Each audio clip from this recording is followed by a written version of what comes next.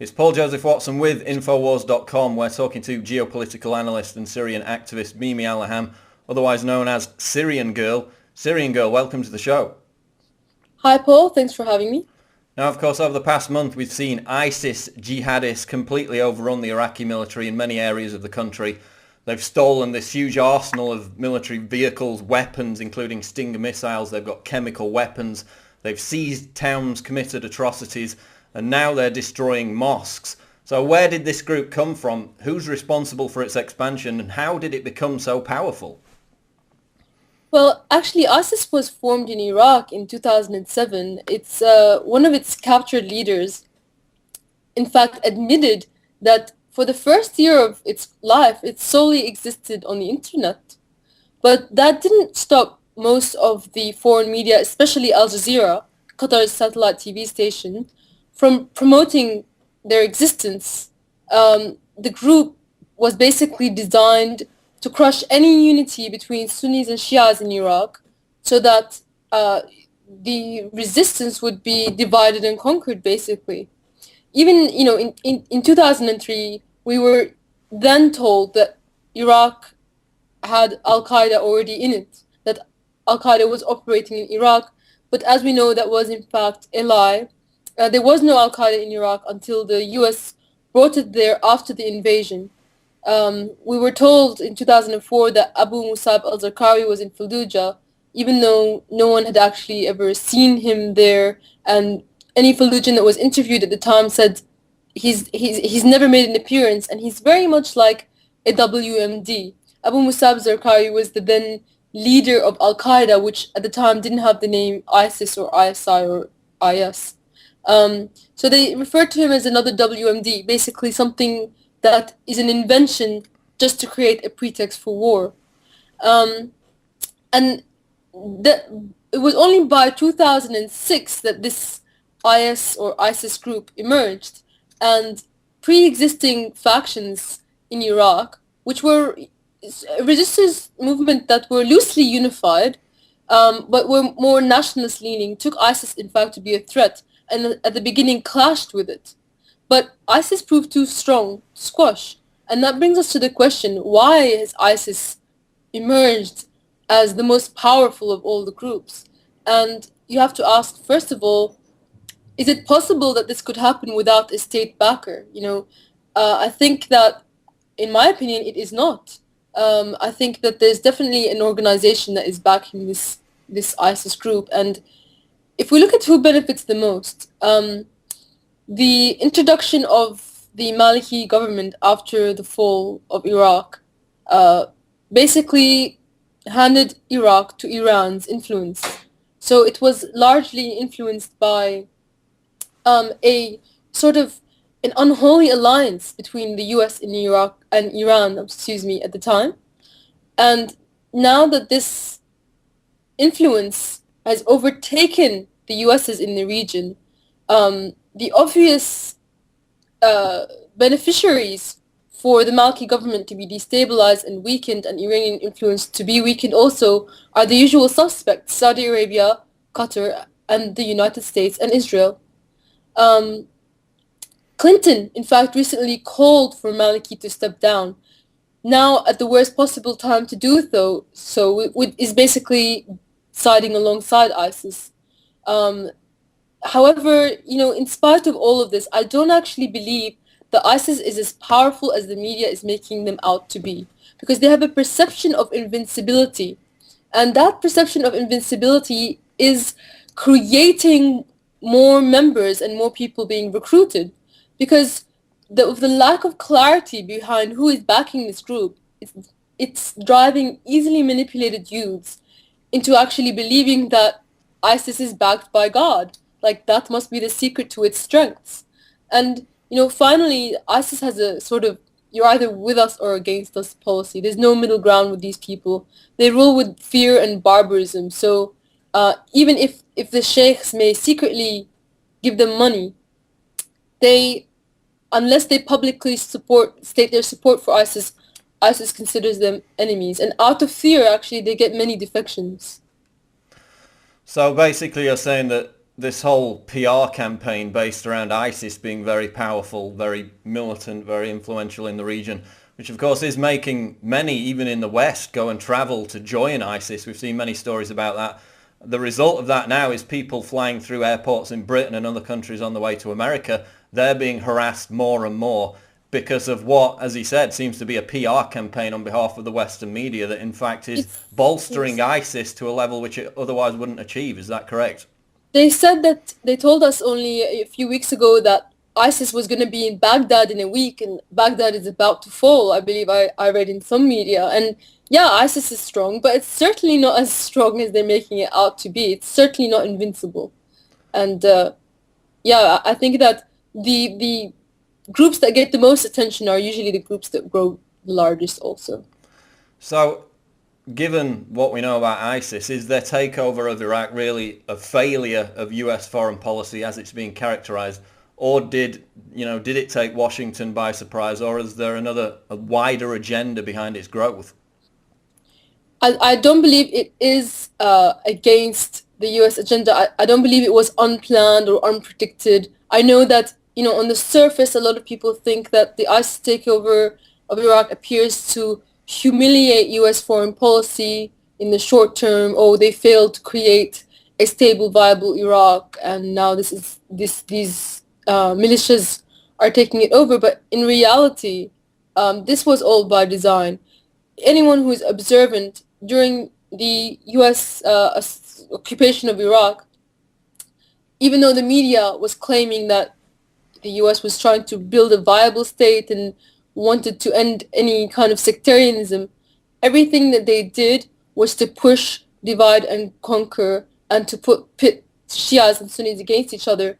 They, of course, helped the Dawa party of the Iraqi Shias, which is a more of a religious party rather than a secular party, to get into power, and of course with their unholy alliance with Iran. Al-Baghdadi, the current leader of ISIS, was actually released from Iraqi prison in 2009. In Basra, some British troops were caught dressed up as Arabs. These are special forces troops, dressed up as Arabs and shooting at Iraqi police.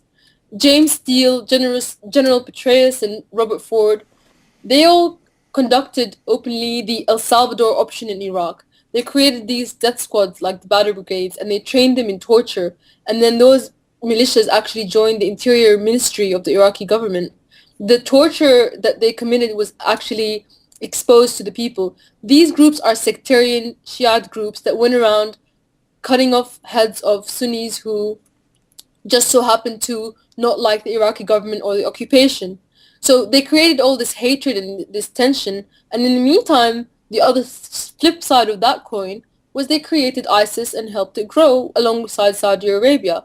And so any sort of nationality that existed in Iraq in 2004, where Shias and Sunnis were protesting against the occupation, and I remember at the time Fox News, excuse my language, said the Shiites have hit the fan. Any sort of unity in 2004 was crushed, and it was turned into a solely Sunni Shia war. And the end objective is to turn Iraq into 3 states: a Kurdish north, a Sunni center, and a Shiite south. And the exact same Balkanization strategy is playing out in Syria: a Kurdish north, a Alawite coast, and a Sunni center. So the idea is to create a perpetual war between states divided along religious lines without any nationalist, cultural and historical connection.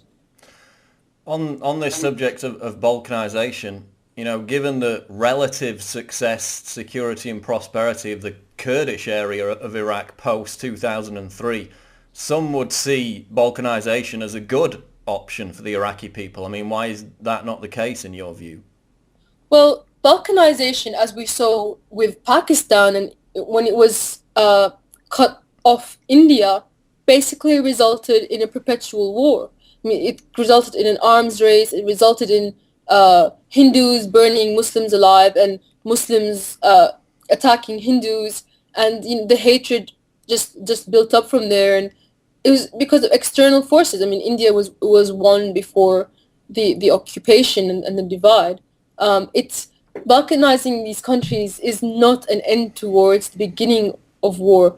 With the Kurds, with the anyone apart from the Kurds, the only thing that would divide them would be slight religious affiliations that have no basis in culture or history or real nationality. The Kurds do have an opinion of their own nationality, but the circumstances by which a Kurdistan might occur cannot be at the expense of weak nations, and it cannot be unreasonable either. There are lands that the Kurds lay claim to that do not historically belong to them, and they just happen to be oil rich. I mean, I think that Israel wants an ally in the region, and that's why they kind of want a Kurdistan as well. But Turkey, if you notice, is not the one that's being destabilized, even though it has the largest population of Kurds. Balkanization, if you're a nationalist, it is not a solution. Now, turning to Syria itself, which of course is where ISIS really got their power in the first place, you of course were very accurate last year when you predicted the false flag chemical weapons attack which would be used to justify the attack on Syria. That was derailed at the last minute. Then we had the MIT report and others come out confirming that, the narrative that Assad was behind the Ghouta attack was basically complete nonsense. There was no evidence for it. In terms of the ISIS crisis, do you think that this is going to be hijacked by NATO, by the US, as a pretext for a second bite at the cherry when it comes to an assault on Syria? Well, if you do recall specifically what I did say to InfoWars at the time, was that after the chemical weapons attack, the US military government state apparatus were not going to attack Syria. They were going to use it as an attempt to disarm them of chemical weapons. The reason that I thought there's a possibility that an attack could happen was I didn't expect Syria to actually agree to disarm. So I was thinking that may result in a regional war. But I did not believe that the US really ever intended to attack Syria. As I repeated many times, at the time it was too strong. Just because of the WMDs and the anti-air missiles and its allies, of course. But that's exactly what happened. And now I guess I have to repeat a little bit that the US may intervene a little bit in terms of ISIS. I think potentially they'll have drones flying over Iraqi skies, and they hope to have drones flying over Syrian skies as well. But like with Pakistan, they don't actually ever want to defeat these extremist groups. They just want to keep things going just enough to maintain instability and have their foot in the door. So I don't think that we're going to see the US have a full-blown invasion again, but that does not going to stop the US government from killing people with drones. Right, so again it goes back to this idea of needing instability, needing tension in the region, which is why the global war on terror needs a steady supply of terrorists to justify it, to justify the military-industrial complex, the sales of all those weapons, and that's precisely what ISIS is providing at the moment. Obama recently announced that the US would be sending $500 million to so-called moderate rebels in Syria. We've heard that many times before. But given that the US actually trained ISIS members in Jordan in 2012, can we really trust the White House's judgment on who it considers to be, quote, moderate? It's really interesting because Obama himself recently told the media that the idea of the exact quote, the idea of a ready moderate force that we can arm, that can have any chance of defeating the Syrian government is a fantasy. So why is he dropping $500 million onto a fantasy? So we can safely say that they're not ignorant of the fact that there is no moderate force that has any sort of influence. Ignorance isn't driving US policy. They know where the money is going to end up. They know that the moderate rebels will either defect to ISIS and take the money with them, or that they will be killed and the money is going to be pocketed by ISIS anyway, or it's going to go into the hands of corrupt individuals, which is, neither happens a lot. But the interesting thing, though, that even if the money and training doesn't end up in the hands of ISIS due to defection, these moderate rebel groups that they're talking about, the only existing ones, are led by a man called Jamal Ma'ruf, who recently told The Independent that Al-Qaeda is not his problem, it's America's problem, and he's has no problem with Al-Qaeda because he's fighting alongside it, the Jabhat al-Nusra faction, which the media seems to very conveniently now forget. So these moderate rebels might have some kind of territorial dispute with ISIS, but that's not stopping them from fighting alongside the other faction of Al-Qaeda, although ISIS are supposedly fighting with Al-Qaeda now, but it doesn't stop them from fighting along Jabhat al-Nusra, aka Al-Qaeda, and that's who the $500 million is going to. In reality, on the ground, the most powerful groups in Syria are ISIS, Jabhat al-Nusra, and Ahrar al-Sham, and all of them are Al-Qaeda factions. The leftovers are only taking sides of either one of these groups. And of course, many of these so-called moderate rebels, as far back as 18 months ago, we had stories that they were all defecting, pledging allegiance to Jabhat al-Nusra. So even if, the money and the arms goes to the moderate rebels in the first place, they can later defect, as they have done. And then, you've got Stinger missiles in the hands of these radical jihadists. Moving on to Abu Bakr al-Baghdadi. This is the salt-of-the-earth militant jihadist who likes to wear flashy Rolex watches. He recently announced that the birth of a global Islamic caliphate in the aftermath of this ISIS takeover of Iraq. What's the real story behind this caliphate? Is it a genuine threat? And how does it play into this idea of a clash of civilizations that we've heard so much about from the neocons?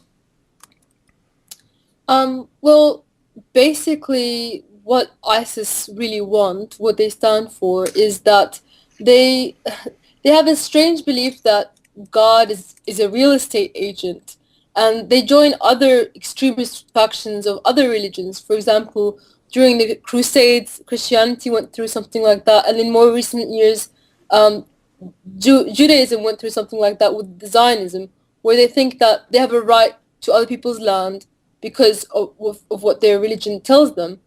A Pakistani living in London believes himself to have more claim over Syrian land than a Christian or a Muslim Syrian who was born of that land and whose ancestors go back to that land for tens of thousands of years.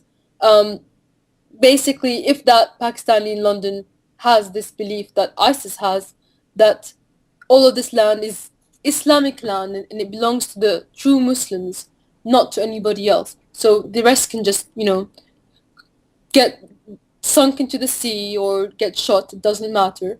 But anybody that isn't Syrian, they have a right to live in Syria. So currently the caliphate that they're declaring are contained within countries that already have a majority of Muslims living in it. However, and also some that were part of the Umayyad dynasty of hundreds and hundreds of years ago. But eventually they intend to take the whole world, and that might lead to problems for the UK and Europe, more so than just terrorism. You might have people saying, well, South London is now part of the Islamic State. So is that likely, though? I mean, are they powerful enough to pull that off, or is it all just fear-mongering? No, I don't think they're that powerful, but that is... they're not powerful enough to pull it off, but they're stupid enough to believe it to be powerful enough to pull off. And which is they think they're taking over the world. They think this is it. This is the rise of the Islamic empire that isn't Islamic in any way. In fact, it's Wahhabi to the core, which is a relatively new cult that emerged only 100 years ago. In Islam, that was an answer to the very, very esoteric Sufism. And these Wahhabis actually, they take everything to the literal of things that aren't even in the Quran, but a separate book called the Hadith, which is a mixture of things that people thought that they heard the Prophet say. So some of these things are completely contradictory, but that's why you get things like they cut people's hands off for stealing, or it's a kickback to thousands and thousands of years ago. This used to be a standard practice around the world that thieves get their hand cut off, but they're taking us back to they're taking us back to 1,000 years ago, really, hundreds of years ago. So I did want to say though that the moderate rebels may not want to create an Islamic state around the entire globe, but they do want to create an Islamic state, not an Islamic state. Let's be more true, a Wahhabi state inside Syria and Iraq. And these moderate rebels, you notice that the media uses the word moderate because they cannot use the word secular, because these groups are in no way secular. It's clear that anybody can see. So they use the word moderate, moderate relative to Al-Qaeda and Wahhabi deranged lunatics. But these moderates, are the same ones that eat hearts and chop off heads anyway. But that doesn't matter. If the U.S. government genuinely wanted to defeat ISIS, they wouldn't be trying to destabilize and weaken the Syrian and Iraqi state and military. These destabilizations and the border being porous, and Turkey allowing ISIS and Jabhat al-Nusra in, and Turkey recently took Jabhat al-Nusra off the anti-terror list, and Turkey is a NATO member, so it does take orders from the United States. If the US was serious about defeating ISIS, they wouldn't be destabilizing Syria and Iraq. They would be strengthening them, and they wouldn't be allowing Turkey and the neighboring states to boost these groups. Just something that sprang to mind when you mentioned chopping people's hands off. Of course, we posted many stories on InfoWars about all the atrocities committed not only by ISIS but by these other rebel groups, Jabhat al-Nusra, etc. And a lot of the comments usually along the lines of, kill all Muslims. As a Muslim, how do you feel when people react to seeing these atrocities committed by extremist groups and then making them somehow representative of all Muslims? Well, I think it's basically the most ignorant reaction anyone can make, because the people who are suffering from these groups are Muslims. They're Muslims like me, Muslims like my friends' parents, who are very religious and very conservative and very, very good. And these are the people who have been suffering the most. It's not the West. So for them to just turn around and say, kill all Muslims, what have we done to you? We're already being killed by these groups that the US government is supporting. This cult never existed in the Middle East before. It's a growing thing, and it's Muslims that have been dying the most and suffering the most from all of these events, I think. Okay, just wrapping it up with ISIS. I mean, in a couple of sentences, what is the truth about ISIS that we're not hearing in the mainstream narrative? In a couple of sentences, yeah. ISIS is backed by the United States and its allies Qatar and Saudi Arabia. We're talking about governments, not people, and if the people knew, they would not accept it. And it's just a cause to destabilize, divide and conquer these lands that unfortunately seem to have a lot of resources but not enough power to just defend their own borders. Okay, we're going to wrap it up there. Tell people where they can reach you on Twitter. You can reach me on Twitter at Partisan Girl, and you can reach me on YouTube as well at Syrian Girl Partisan. I'm Paul Joseph Watson for Infowars.com. Syrian Girl, thanks for joining us today. Thank you so much.